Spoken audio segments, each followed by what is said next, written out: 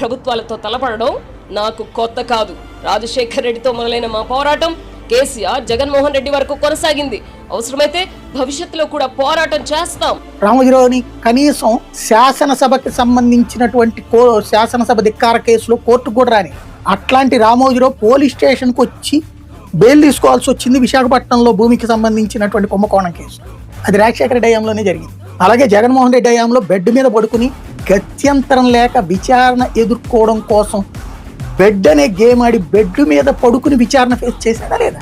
జగన్ మహిమ కావచ్చు, అది చేసినోడు జగన్మోహన్ రెడ్డి. కాబట్టి సాధ్యం కాదనొద్దు. అతను సీరియస్గా తీసుకోలేదంతే. వాస్తవం సార్ సంక్షేమ పథకాలు తను ఒక ముద్ర వేసుకోవాలనుకున్నాడు, చిన్న చిన్న జర్కులు ఇచ్చాడు అంతే తప్పించి భారీగా చేయాలనుకోలేదు. భారీగా చేయాలనుకుంటే రూట్ వేరుగొట్టు. రేపు పొద్దున మా ప్రభుత్వం వచ్చినాక నిన్ను తిప్పని స్టేషన్